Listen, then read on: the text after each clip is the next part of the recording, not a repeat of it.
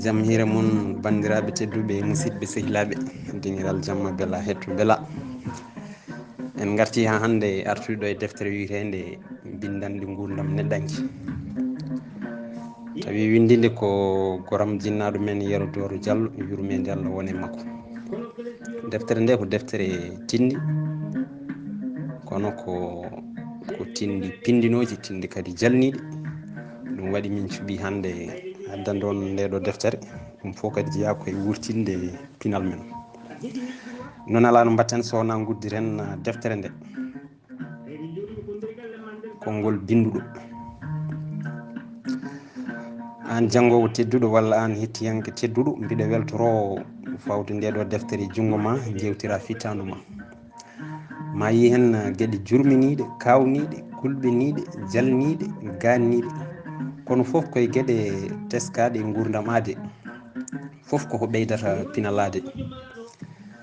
So tawi a janggui Darul Lahal yiiti mbeɗu mum ma yenane mandade konngol ina woodi, jenanɗa kadi ko teskitare addi gandal. So tawi a janggui Darul Njulagu ɓi lamɗo ko windande nde ina holla en malede ɓuuri ƴoyre ko woni arsugo neɗɗo o heɓat ɗum, kono kala ko neɗɗo ina waɗa e golle gurdam yo ardin hakkille sibu rentade ene usta karaji. So tawi ko Darul Gorko Kiro ko windande wajotonde kala aade tengti noon banggue kiram, nde holliri welirende ko dariba wona ɗoggitiba ene rewi colli, ko debbo renata teddugal mum nde kisal heeɓe. So tawi hadi ha hande ko Darul Gande Beñodir wagginore jinnaɗo ko teskuyaji labtuɗi ɗi aade wuuri mum, heɗi kolla wonde gande ɗe daɗodirani ɗe beñodir. Goto foof won teskuyaji ɗi jogui, kono kadi kala ko neɗɗo andi wonko wirni ɗum ha heewi ko goɗɗo wawi ɗum wirnitande. Ngol ɗo Darul Nafigi ina holla en no ngel ɗo cukalel nafiguel fusiri ɗiɗo galleji laamu dirnunoɗi ma ɓeydo hulde nafigueɓe. Tindol ene wiya woto yawra nafigi raɓɓitte. So tawi ko Darul hakkude Galo e Kiitaɗo, ko Darul ngol ina holla en wonde won sattiraɓe dañal ha pepti nde wonno yidde yiɗande foof ko Allah hokkata. So tawi ko Darul Gaño wawa hadde neɗɗo gueɗu mum, so neɗɗo janggui ɗum ma andu hay goto wawa hadde neɗɗo gueɗu mum, tawde en jiiɗo ko gañanɗo wonti sababu gaddowo arsugo mo añani o ha wonti lamɗo. Sa janggui Darul Ba Mouhammad e kawisaji mum ma yiyen hakkillaji peñodirɗi rendoji certuɗi. Ɓe ina jonnira galleji mumen sardiŋaji cukkuɗi, ɓe ina ndema sara galleji mumen ha laaɓa. So tawi ko Darul Desdal ngal ala seeɗa noon, holletma ko an janngowo tedduɗo ko hakkille ñeñƴuɗo ñawara sariya mo ala seeɗa. Darul Malaw e bangguel mum holli en wonde neɗɗo wawa dadde felore te weltinde yimɓe foof ko hunde nde heɓotako, wadɗi neɗɗo ko wadde fodde mum haɗo ɗon. Darul Cakkitigol ngol hono gorko kawriɗo hoore mum ina holla en wonde hawtade moƴƴani, battane kawriɗo foof ko hawrude e bawɗo ɗum, ma yi no ngel ɗo cukalel heɓtiri ngari oɗo gorko kawriɗo. Noon an janngowo tedduɗo walla an hettiyanke tedduɗo, ndeɗo deftere min cuuɓi hen ko daari 11 ɗe ina tiftina hakkillaji gueɗe poɗɗe wattanede hakkille, sibu kala hen darol en jiiɗo fuɗɗi en jii jencuɗiɗo joofi. Fandare amen ko janguinde, siftinde e rentinde gam ɓeydande jangoɓe pinal Yero Doro Diallo. Darul Lahal yiiti mbeɗu mum meeɗi wadde suka debbo goto biyeteɗo Coumba feeñi e yonta mum. O lolliri yontede e tinde hoore mum, o teeyi, o yaaji hakkille, o mandi konngol. No haala ardi e makko foof omo faama lowdi makka koka rondi e makko joofi. Nden o yonti nadde hoɗande jinnaɓe makko dokkimo ɓi bappaño makko lollirɗo puydam e muukade e famɗude ko faami aduna. Dewgal ngal ronki fewde ɓe ceeri Coumba diwɗi. yontaɓe leydi ɓe foof puɗɗi ƴamde gila e dow joofani, kono Coumba wiɓe jeeha e dow joofa, nden jiɗɗomi foof ara min kalda. nden e dow joofi ƴamoɓe gaari ha keewi. Coumba wiɓe oɗon gandi jaltumi koye suudu ɓi bappañam, yaltinanimi ɗon anjemo, yaltinanimi ɗon no holde walla heydude walla saabu makko ronkandemi hunde, yaltinimi ɗon ko ronkirde hakkille makko, saabu min mi yiiɗa e worɓe so wona joom hakkille. ɗum noon onon ƴamoɓe hoto bonne jawɗele mon e ñeeñɓe. min ko min e hooram yewtite gorko biɗo ene yiɗimi o, mi ƴeewa hakkille makko ɗo tolni, te mi faltaki galo e basɗo saabu mi wasani. gorko foof jiɗɗomi so ari won namde tan ɗe namdotomi ɗum, so jaabinaɓe, so jaabima namde ɗe min kumdene ɗon e ɗon mi ɗaɓɓiranimo haydara, kono so jaabaki ɗe min jafotira ɗon e ɗon. kanko soko debbo rutti capanɗe seteji ƴamoɓe gam ronkudeɓe jabade namde makko ha ƴamoɓe kulti arde. ha waɗi saaha Coumba nelani sehil makko Baylo yo ar tafanamo kanŋeji makko. Baylo wi min de mi ala bifɗe.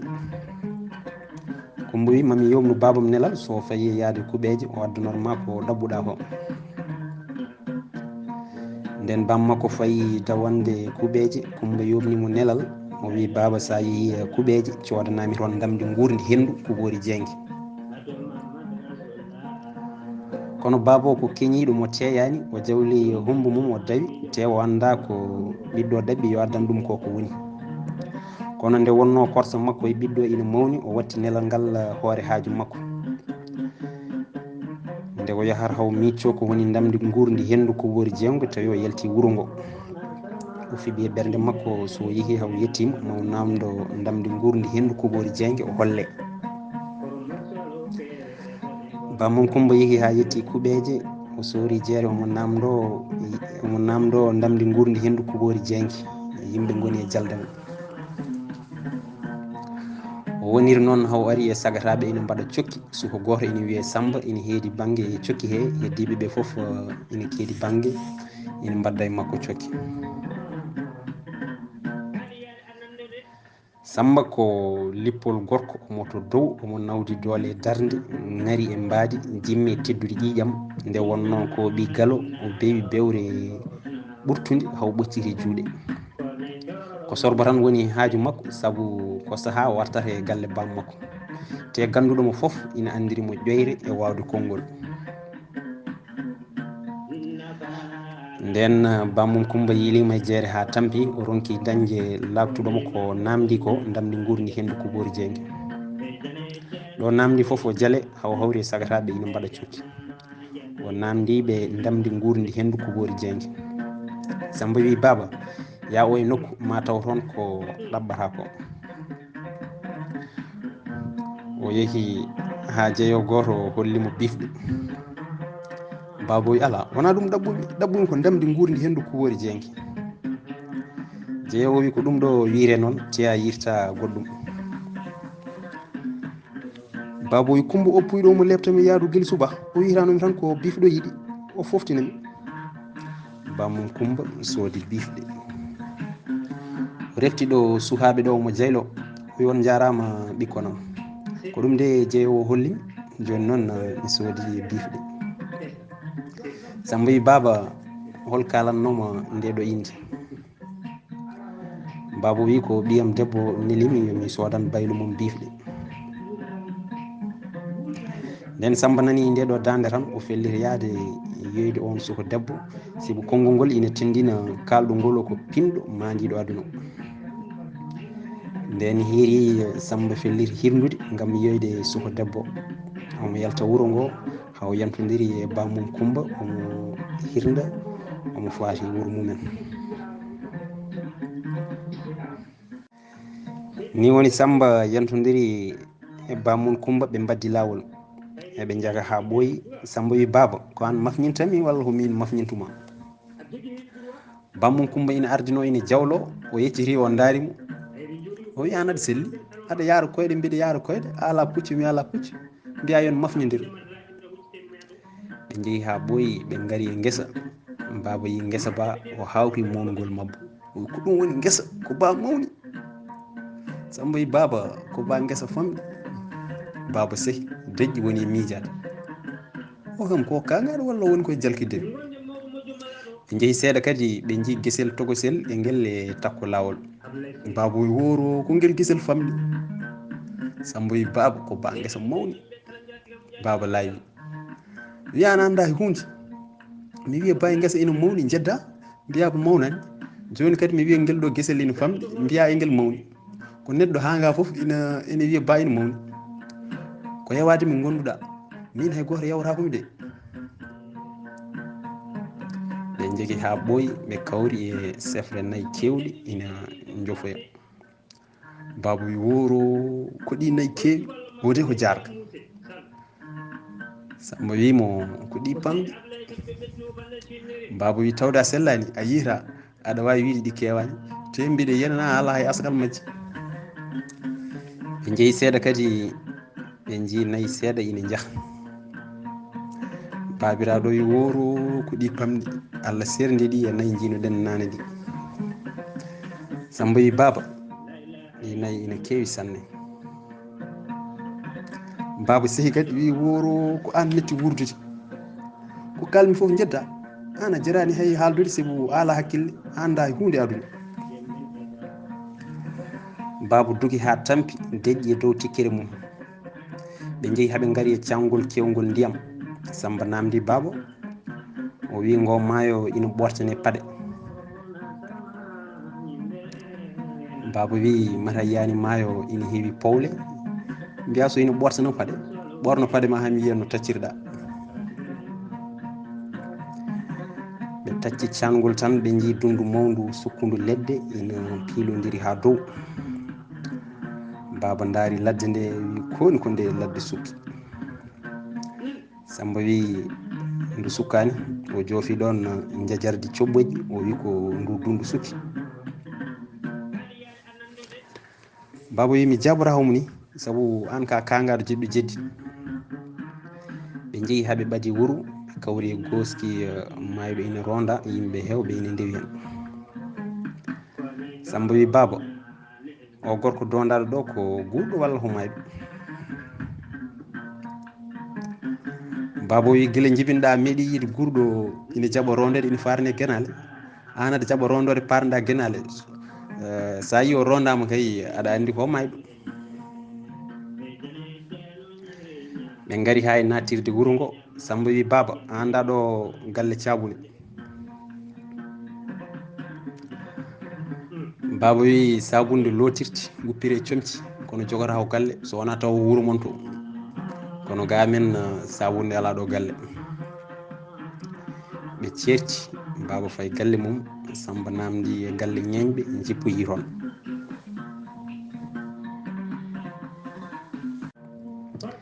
nden baba o yettima galle mum o yaltini pifɗi ɗi o tottiɗi ɓeyiiko o wi ko ɓoccode wotere de wiyomi sodɗa ɗiɗo bifɗi. o wi ko ɗum woni damde gurde hendu Kubori Diengui. ɗum ne ko minen gardi kono on suka tampini kam hannde mi meeɗa yiide hono o e ha guete. ƴeew tan nde min gaari hamin naati ladde he o namdimi so min mafñintamo walla ko kanko mafñintami, te minen ɗiɗo foof min jarata ko koyɗe.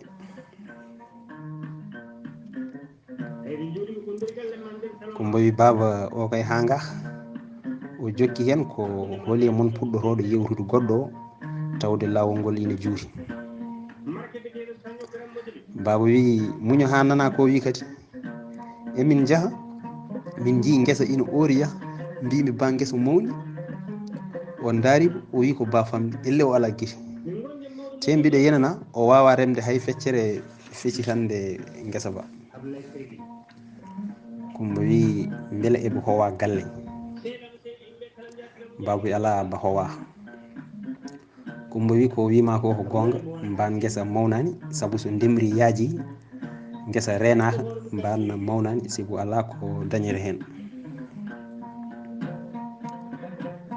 Baba wi min ɓenni kadi min gaari e guesel ala no foti wonani hay ñallande kadi puyɗo yeddi wi eko mawni.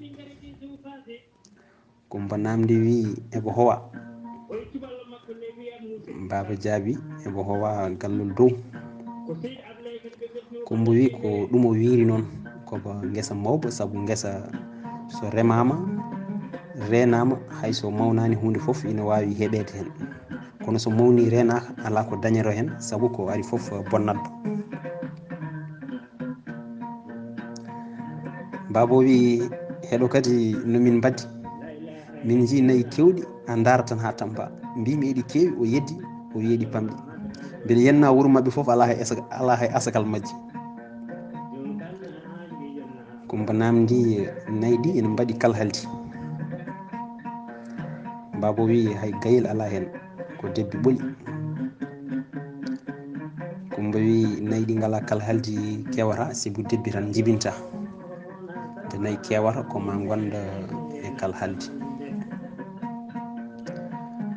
baba wi min jeehi seeɗa kadi min gari e nakkon seeɗa ina duro e sara wendu, mbimi eɗi pamɗi o wi eɗi kewi, min mi anda ko o suka yiɗi, ko kalmi foof o yedda te o anda ham mi andamo. Kumba wi mati eɗi mbaɗi kalhaldi. baba wi eɗi mbaɗi kalhaldi e gaynako foof. Kumba wi ko ɗum waɗi o wi eɗi kewi, sibu debbi e kalhaldi e gaynako ɗin kewat. baba wi ƴew tan min gari hay cangol ina waɗi teyengal ina yaaji ina heewi, o namdimi so yingol ɓortine paɗe, mbimomi tawde ko gumɗo ko kangaɗo mi jaɓorakomo. Kumba wi o namdima ko beele tufde nde ina waɗi laana walla juuɓete tawat omo hirsuma ko yiiɗa ɓorade yeeso ma. baba wi min kam guila ɗo taƴimomi fes, Allah yam sekandemo mi innatamo mbiɗa jaylo woto hettademi, emin naata wuuro ngo min kawri e goski, o woni kadi e namdademi beele dondaɗo ko gurɗo walla ko mayɗo. mbimomi guila o jibina o meeɗi yiide gurɗo ina ronde ina farne guenale, beele konko omo jaɓɓa rondede o farne guenale omo wuuri. Kumba wi o namdima ko beele mayɗo ina woppi ɓiɗɗo walla woppani, saabu goppuɗo ɓiɗɗo mayani, maayi komo woppani ɓiɗɗo. baba wi nde min natata galleji ɗi o namdimin ko so mbiɗa andi ɗo galle, so mbiɗa andi ɗo ɗo galle sabunde woni, mbimomi min gandumi sabunde ko wuppirede lotirede, kono wona jogade galle. Kumba wi o namdima ko galle ñeñɓe o jippoyo toon. nden baba o jofni fille mum eno waddi e Samba Surga. Kumba felliti hottudemo o waɗanamo neldal, o ƴeewa so tawi on mandima neldal ngal, so on mandima lahal yiiti mbeɗu mum.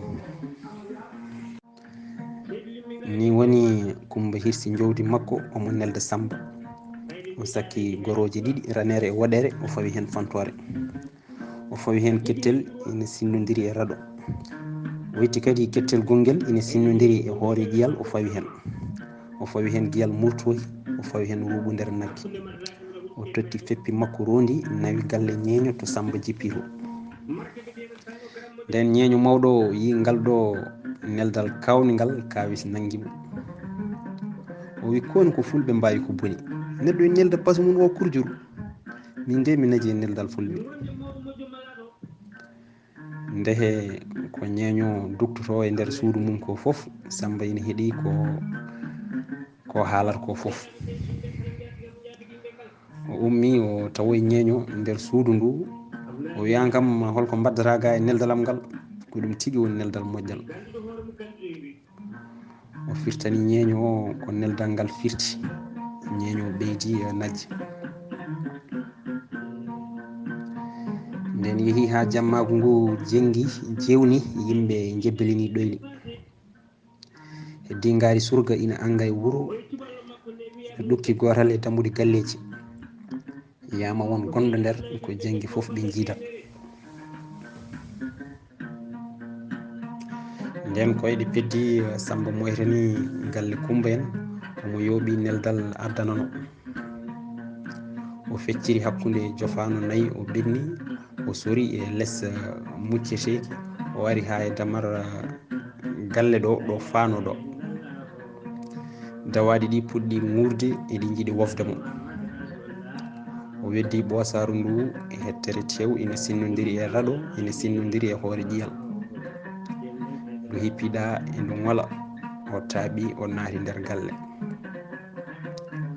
o wari hay hakkunde galle he o dari o daari banggue ñaamo o wi worore ranere nde joofi ko nduɗo suudu woni suudu nene makko o daari banggue nano o wi ko ndu suudu worore woɗere nde joofoto ko ndun woni suudu bam makko o daari yeeso makko o yi ko wayno denurol ni o rewi hen o tawi ko pantowi ki naati e suudu he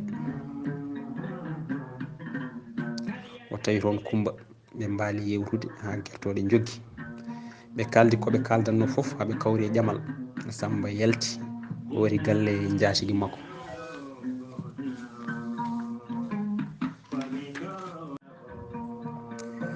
weeti subaka o yeeni omo ƴama o haalda ha o hawra kono Coumba ina waɗi sarɗi e dow dewgal mum he sarɗi o ko ɓursirde neni mum ina heeli ñoɗɗode foof ɓe kumdane Samba jaaɓi wi yonde adda ñootande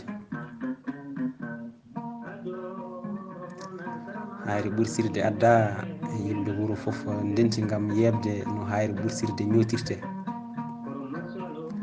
hayre ɓursirde fawa junggo Samba o wi yo addane tawre nebam ɓe gaddi tottide suka debbo o wi heeño harlanam ndeɗo tawre ɓorallaji hami ñoota haare nde ko yaawi heeño harlu ko yaawi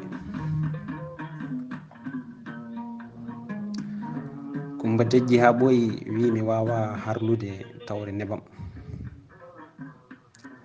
Samba wi sa harli ɗum tan mi ñootande joni joni nden o fooli suka debbo dewgal huma ɓe dambi haaɓe dambiti Samba wi omo yaaha wuuro mumen gam addoyde gayi o dawi o faati wuuro mabɓe omo yaka hawo hawri e safalɓe ɗiɗo boɗejo e ɓalejo ɓe jiiɗi tajjamo